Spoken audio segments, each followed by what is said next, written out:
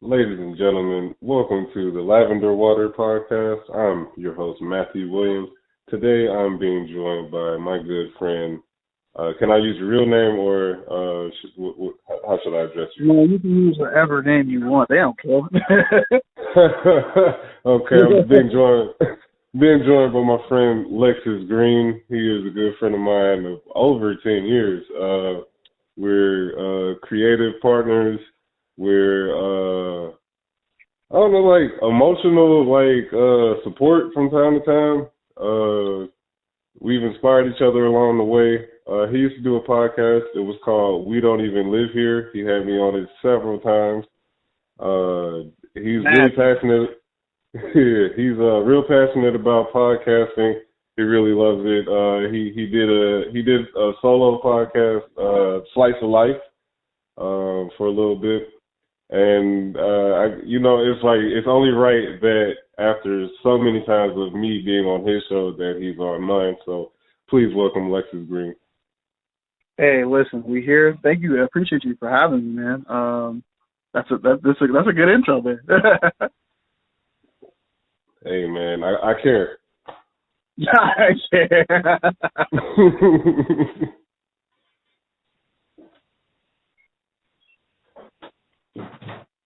But today, I want to talk about a caption I seen you put on Instagram the other day. It was a picture of a totaled vehicle on the side of the road. Really important day for you, and some words that you got hit with that reverberated through my mind was that dreams don't always come true, and that's okay. Yeah, it's true. I mean, I think that, regarding to that incident, just to bring people up to speed, I was involved in a car accident about 3 or so years ago, May 11th, where I nearly almost lost my life. Pretty much, for anybody who knows me or doesn't know, I freelance as a independent professional wrestler. So I wrestle the local Ohio indies. So that would include anywhere from Cincinnati to Columbus to Indiana to Michigan to Kentucky or Louisville to be exact. And I wrestled everywhere across, not everywhere, but mostly in like Florida and California and Chicago and Pennsylvania, et cetera, et cetera. But the moral to the story is I was on my way to a wrestling tryout.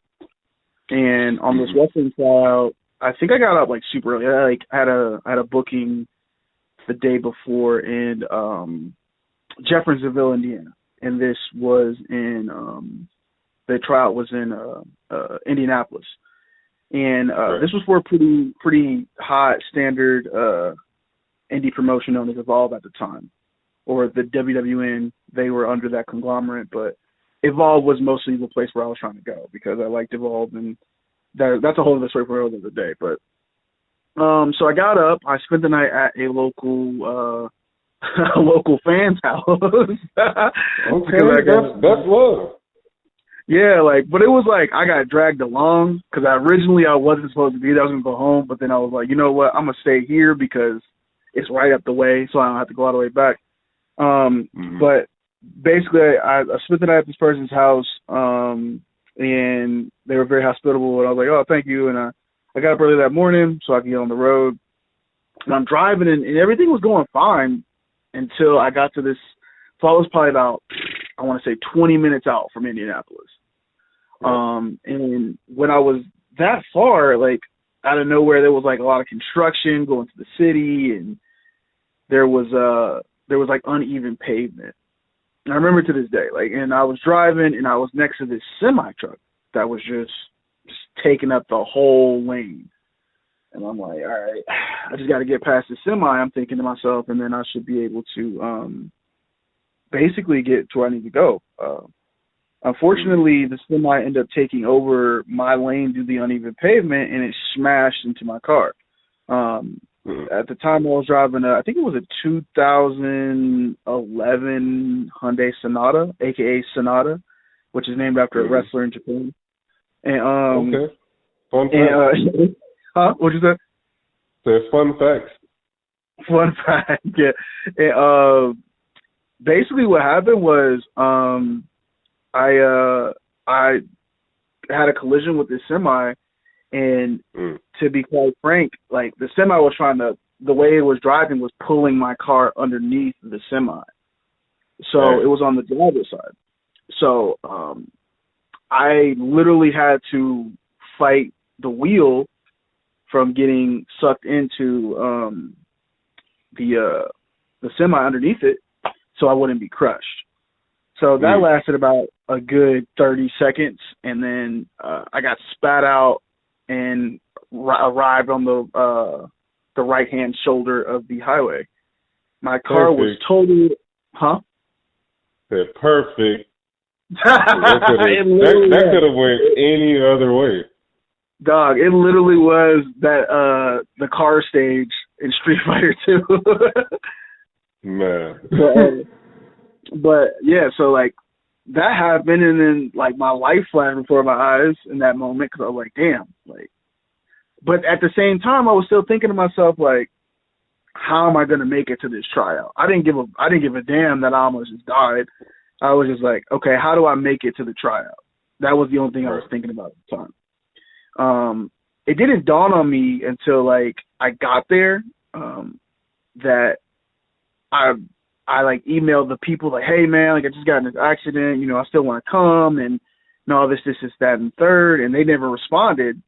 So I was like, nah, I'm gonna go up there and show them that I have to be there, and that's the thing I was thinking at that time. And when I got there, they were like, hey, are you the guy that emailed us about the car accident? And I'm like, yeah. And they're like, oh, follow me. So he took me up to this room, and there was a speaker by the name of Chris Hero, if anybody's familiar with independent wrestling. He's like a major independent legend on the indie scene. And he like was speaking, but then he like stopped and like was like, dude, are you okay? Because I guess they informed him like in the group that I was in this accident, but you know, so I'm like, yeah, I'm fine or whatever. And then like, you know, after that moment subsided, he kept going and kept talking, and then you know, in the middle of his speech, he just goes, you know, wrestling doesn't owe you anything. He's like, you could be broke, you could be this, you could be that. At the end of the day, wrestling doesn't owe you anything. And I literally just like sat there, and I felt like he was talking directly to me. Like that spotlight had come down on me, and it just made me realize, put a lot of things in perspective, that a lot of the things I attempted to do in my life, like you said before, like, I tried podcasting and that didn't work out. I made music for a long time and that didn't work out. And wrestling at that time was something that I was very passionate about, but that also didn't work out. And I recently did a short film known as September 30th, which has a whole other story to it. But that's another story for another day. But in the story, and in this story relatable to the caption, is that sometimes your dreams just don't come true. And that's okay. Like trying your very best sometimes is the only thing that you can do, is that you try your hardest to achieve those dreams, but unfortunately it's going to play out how it's going to play out. The universe already has it made up, of how things are going to go. Like you can try, and sometimes you can prevail in those moments, but if you don't get to a certain level, it just wasn't meant to be. You know what I'm saying? Like I have been wrestling. What? My bad. Finish what you were saying. I'll come back. You good? And I'm thinking to myself like that's okay that it doesn't work out. You know what I'm saying? And I think that a lot of people who do chase their dreams don't want to face the reality that sometimes it's just not meant to be. And I know that's like you giving up or you being like, doubting your dreams, but it's also like sometimes moments where you have to look at the long game, which I have done in plenty of instances of like career paths that I've taken. And I have to think like, all right, well, if I make music, how am I going to make music for the long haul? You know what I'm saying? Like, how am I going to do this going forward? Or how am I going to do podcasting by myself? Or how am I going to continue to wrestle when I feel like I just keep going in circles on the indies and people keep telling me, like, man, you're so good at this, but then you hear them tell the next 5 people that's the same thing, and you're like, oh, well, maybe it's just not meant to be here. You know what I'm saying? Like, maybe it's just not something that I can obtain at this moment in my life, or even at all. So that I just want people to understand that sometimes dreams just don't come true, and sometimes that's okay. So this goes into something that me and my guest on my first episode, Values, his name is Jay, we were talking about how, basically that it's okay to just be passionate and do your art and your creativity without making it to superstar status, millionaire status, generation defining status. It's like we didn't mention this on the show, but now that I think about it, it's like Dr. Seuss, the children's book writer, cartoonist guy. There's a lot of foul stuff that came out about him when he passed away. I'm not gonna get into that, but when he passed away, he had like an alternative side to his art. It was a little more political, a little more mature, a little more surrealistic. You know what I'm saying? As opposed to like his cartoon mainstream work was pretty kind of kooky too, but it was a little more dark, a little more existential. Not like evil dark, but like just like, this isn't for like, grandma and kids gathered around the TV. Like this is like, like fireside chat, you know what I'm saying? But it's like the world didn't know that he was on that until he passed away and people found it, you know what I'm saying? And then another time, Jay was telling me, he was like, I don't know if it's something he heard or someone he knew of or something, but it was like basically this guy, or maybe it was like a parable kind of thing. It was like this guy, he lived in this 1-bedroom apartment, never had any children, never had a wife.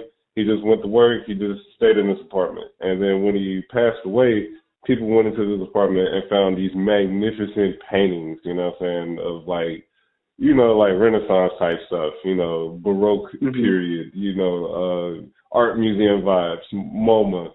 But, he went his entire life, no one knew who he was, you know what I'm saying? Like, it's just this amazing, talented person, but it's like, it's often like that. I can relate to it on many levels. Me and you, we both musicians. I ain't never tried wrestling. I used to watch wrestling and thought that I could drink Pepsi and be an athlete. Pepsi and be an athlete. But, I tried many things. I do many things to this day. I'm wearing a lot of hats right now. I'm a podcaster now, which I never wanted to be no podcaster. But here I am, because, people always kind of confide in me and stuff. So it's like, I guess like talking is my thing for now. But, it's like a lot of things that I've tried people will tell me things like, you're such a good creator, you're such a good marketer. But it's like, if I'm such a good marketer, you would be consuming what I'm creating, you know what I'm saying? And then it's like, people don't know what I'm doing. They still ask me, you still making music?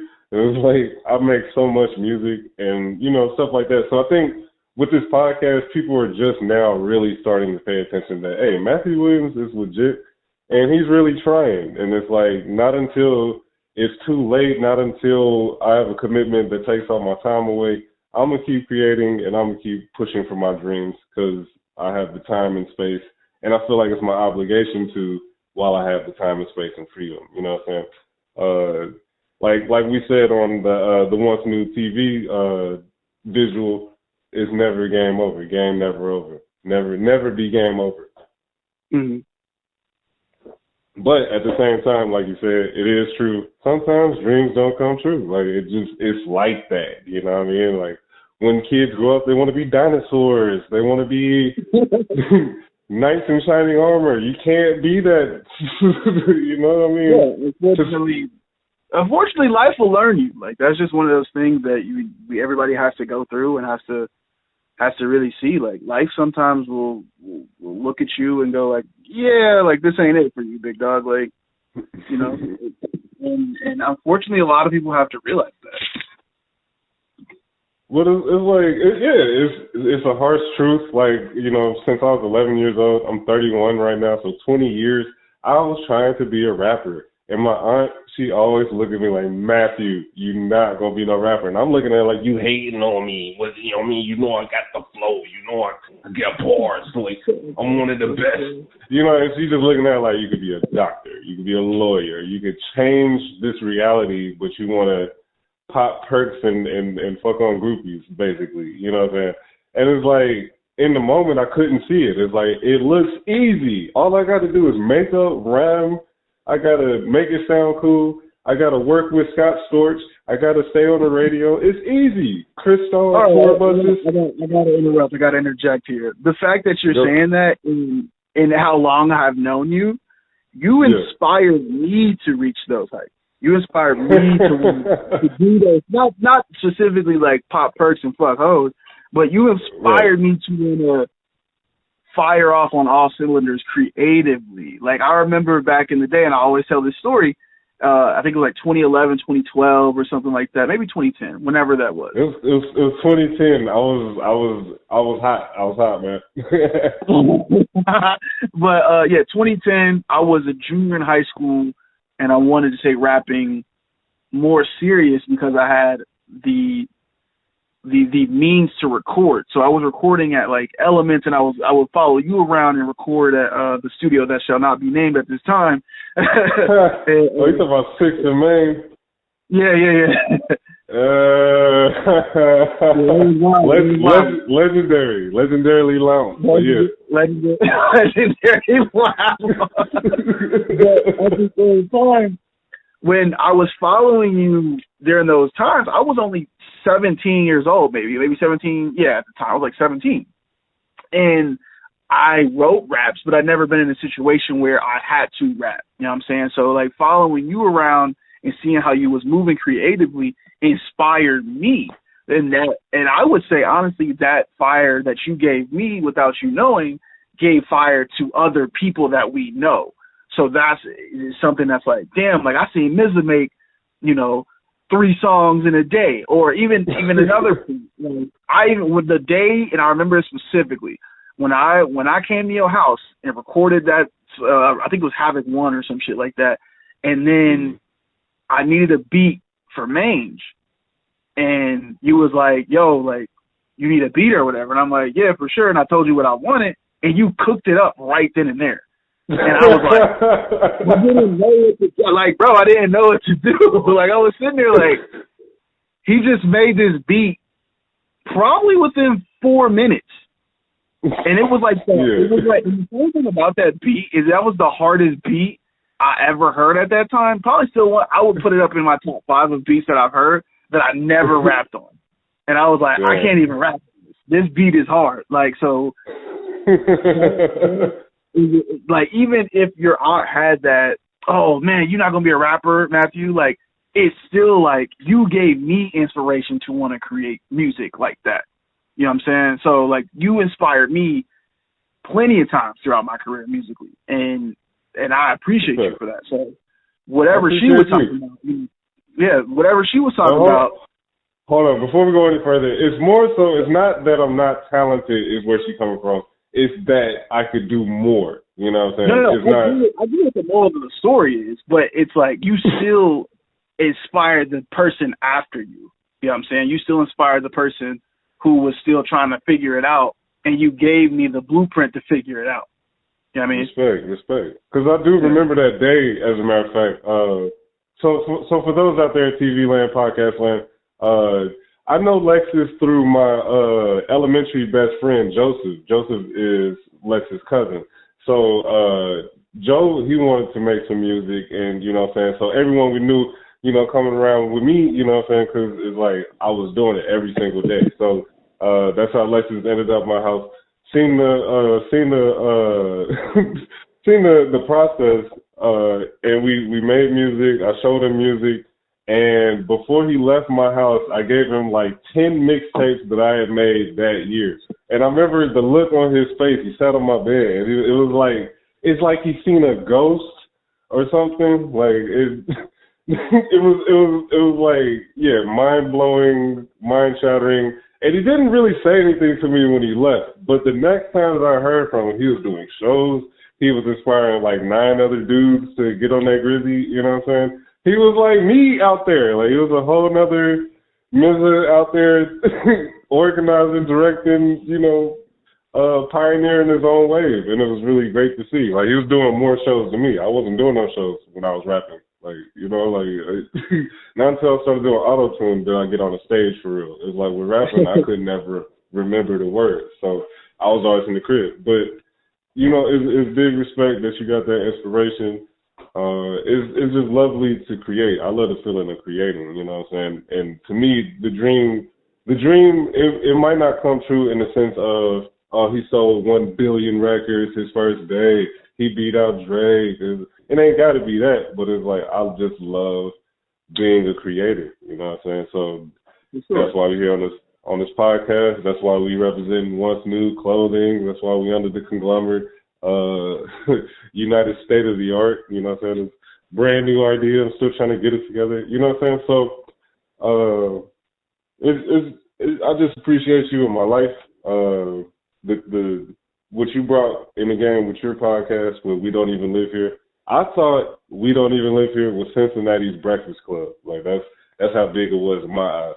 We Don't Even Live Here, it started off as a very, very small idea because, like you said before, I love podcasting. Like, having a conversation is an art. Like, interviewing is one of those things that I wanted to do back in high school. Like, I wanted to be a journalist.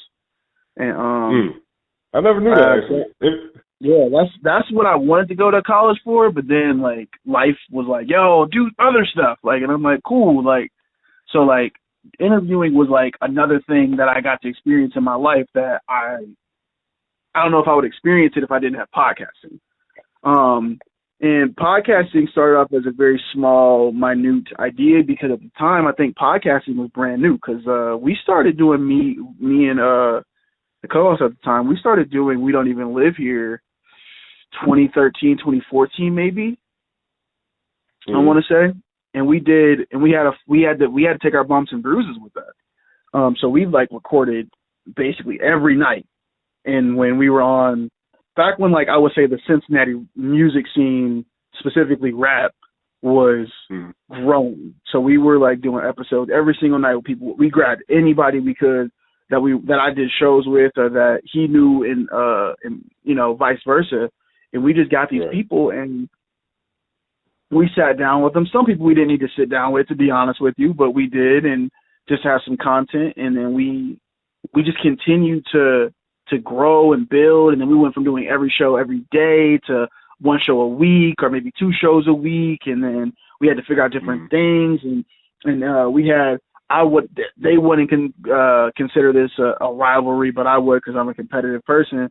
We had I would say we had a mini rivalry with the other podcast known as The Brew that I don't know if they still are around or whatever, but we Don't Even Live Here. I've never heard of that. Exactly. See, everybody heard of We Don't Even Live Here and they never heard of The Brew.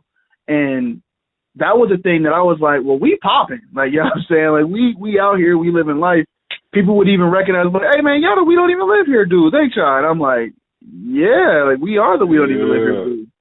And, we had so many big ideas, but unfortunately it came crashing down due to personal conflict. And it's just like, we stopped at 99 episodes. Yeah, like, to think we did that. I was also salty too. You should have. The conversation that I had with this individual prior to the podcast ending was basically a screaming match, and it was like it just didn't make any sense for us to continue the show after that. And I think that 99 was a symbol of like we got too close to the sun at that point. Like we were like, so it was like we literally were, Icarus, and we flew too close to the sun, and it burned up and went up in flames super quick. And honestly, there was no way to fix it at that point, no matter how you tried to slice it. And unfortunately, like that was one of those things. Go ahead. For the record, I did try to do a 100th episode with one of y'all, and y'all was like, no, bro, no. Yeah, I think I remember that now that you bring it up. But it's just like it wouldn't be the same because it's like, for instance, Right. like one of my big inspirations in podcasting is Joe Budden. You know what I'm saying? Like Oh. I'm gonna be honest, I don't really listen to Joe Budden's music besides the shit that I've already heard from him. But I think that when he was doing the Joe Budden podcast, I looked up to that. So I wanted, and they were already far along. So like they were going. So when they fast forward, when they had their breakup a few years ago, you know, his original co-host, Yeah. I looked at it like as a symbol of they flew too close to the sun. You know what I'm saying? So Yeah, that was doing it big. Yeah, that was good. That was a good podcast. yeah. So and then it was just one of them situations where you look at it and go, how do you continue to do something when the relationship between the two individuals is tainted? You know what I mean? So you can't fake it. And this individual was like, "Yo, bro, we can still do it." And I'm like, "We can't do it. There's no way. Like, there's no way we can." This is like Royce the 5'9" and Lupe Fiasco when they had like a podcast. Like, I never seen the podcast. I only seen that they was beefing from it. The podcast wasn't that great. I'm gonna be honest. It felt makes sense that it wouldn't be good. Forced. It felt a little forced. It felt like nobody was on the same page.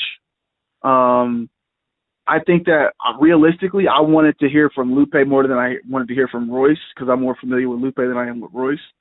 Yeah. And it was one of them things where whatever Royce said, I didn't necessarily listen to because I don't subscribe to what he says, and that's no disrespect to him, you know, but it's just one of those situations where I'm very familiar and aware with Lupe Fiasco. So it was like I could listen to this. And it's like if you go back and listen to the episodes that We Don't Even Live Here, like we did so much stuff. Like we did so much groundbreaking stuff that I thought was groundbreaking at the time because I thought we were doing something for the music scene. You know what I'm saying? And it was Emmy worthy. You said what? I said the show was Emmy worthy. Yes. Yeah. And it was just one of them things, man. Like I announced so much shit on that podcast and we talked to so many people, had so many different stories. And it was just it was like an experience into the culture. And I feel like with the scene that Cincinnati was going into, I think that if we would have did 100 more episodes, it could have been something more. But unfortunately, you know, yet again, dreams don't come true.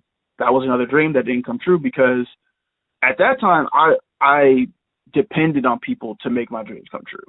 You know, like they're like, oh, it's a team effort. That's a big one, bro. That's such a big one. Oh my God, we can go into that in a little second. But yeah, like that's what I gotta say. It's like it's a matter of I'm depending on you to make my dreams come true, and unfortunately, putting your dreams in other people's hands is very dangerous. Yeah, man. Yeah, bro. Oh my God, I could tell you so many stories about that. But what I'm gonna emphasize, so we know the African proverb that if you wanna go fast, go alone. But if you wanna go far, you go together, right? But it's like I do understand that, and as a natural born leader, I understand that in order to lead, you have to be able to follow, and you got to be able to work with people. This is about interdependence, not independence, not dependence, but interdependence. The fact that everybody needs everybody for everything at all times. You know what I'm saying? And within and without. But it's like people are very difficult sometimes. You know what I'm saying? And we're going through these spiritual, astrological, astronomical retrogrades, Mercury and all that.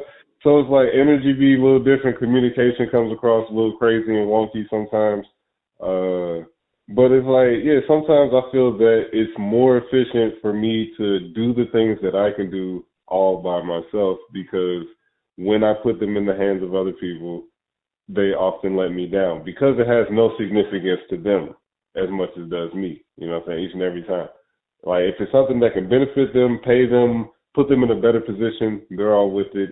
And, you know, they might give you a little, you know what I'm saying, on the way to the top. But, you know what I'm saying, if it doesn't serve them and they can't see the vision, you know what I'm saying, that's the biggest thing. I need you to listen to the vision.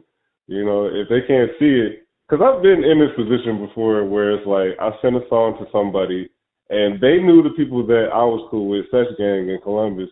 And when I met them in person, because during this time they didn't send me the song, you know, whatever, you know, said they was gonna do a song, didn't do a song. But then when they met me in person, they seen the Sex Gang really rock with me. I made beats in front of them, cooked them up right there, 4 or 5 minute beats, you know what I'm saying? And I'm playing my music, and it's like suddenly, oh yeah, I didn't know you was like that. You still want to work? Nah, the song has been scrapped or it's been done. Like, you know, so it's like sometimes you got to know the people. You got to know the hearts of the people you with that you're doing this, you know, making the dream trying to come true with. You know what I'm saying? You got to know how they are in all kinds of situations: anger, sadness, hunger, when they're playful, moody, you know, melancholy, whatever. You gotta trust your team. Your team gotta trust you, and you gotta apply the pressure. You know what I'm saying? But for the most part, it feels like if I can do it myself, I'm going to do it. Absolutely. I feel like, because I ran into that twice, and I think wrestling is a little bit different because you can take it into your own hands and, you know, make things happen. But with stuff like music and like podcasting, it is a team effort. Like when I was making music, man, and, you know, I was doing all them shows and was everywhere and was trying to doing everything. Like I was a part of a team at that point. So I'm trying to rally the troops together. But it just didn't seem like that was the thing to do because I didn't want to be the leader because I wasn't signed on to be the leader. You know what I'm saying? Right. Like, I wasn't signed on. I was signed on in layman's terms. I was signed on to be Scottie Pippen. How I felt. Oh. And I was like, oh, I don't mind being Scottie Pippen. Like I don't care. Like, cause we about to do this.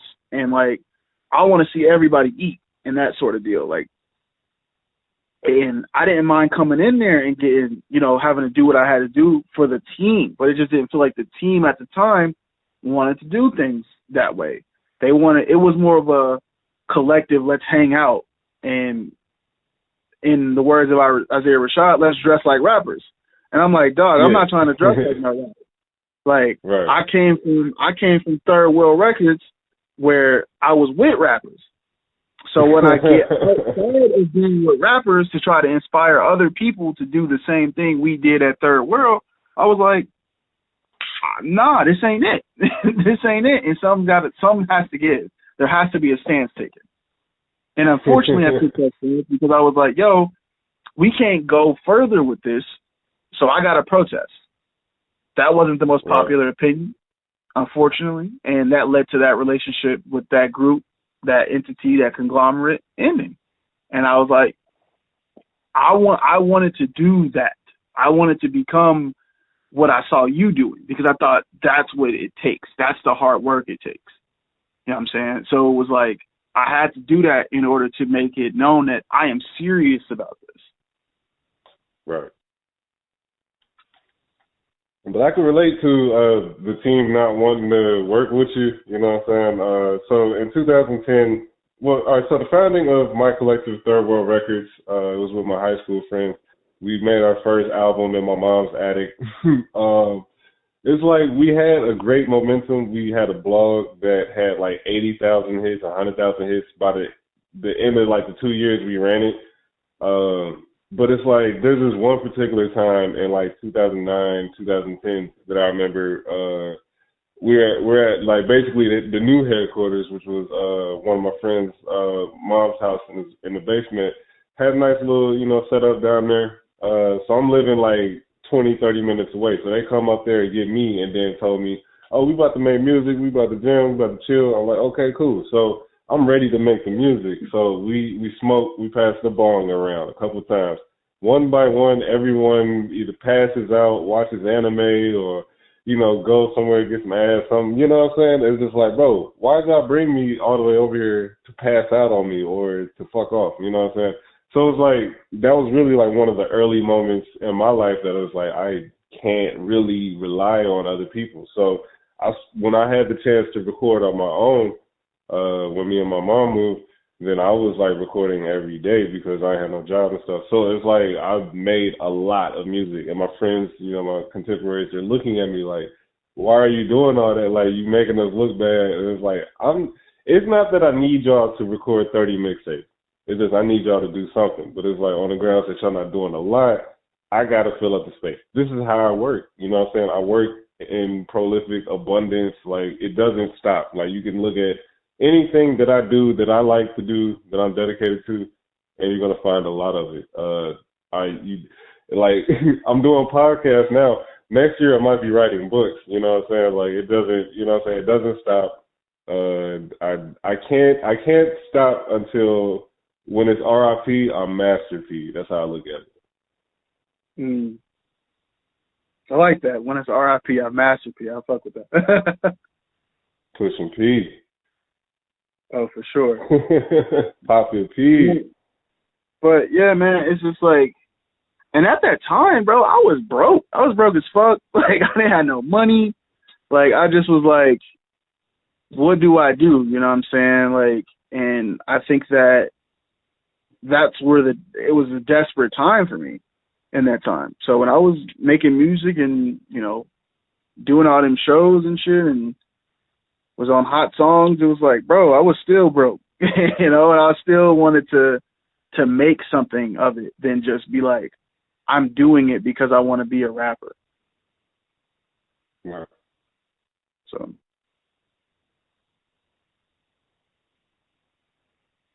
But yeah, man, I think that's a good capstone on this episode. Yeah. Dang, Lexus, I really appreciate you coming through, man. Like, it's really good to hear from you. My friend here, Lexus, recently got married. I want y'all to congratulate him and send him love. He's about to starting a new part of the manhood journey. The manhood journey. Yeah. I mean, yeah, technically, yeah, I guess so. Like, that is, I guess, a step in the manhood right direction. So, yeah, that's me. Yeah, man. Responsible, creating family, and leaving a legacy. Trying to. Hey, man, if you're doing it, you ain't trying. You're doing it. You feel me? Oh, for sure. For sure. I just seen that meme today. And I was like, yo, what is this? But hey, I appreciate you. Much love out there at TV land. This is Lavender Water Podcast. Yeah, thanks for having me, man. No doubt. Peace. Peace.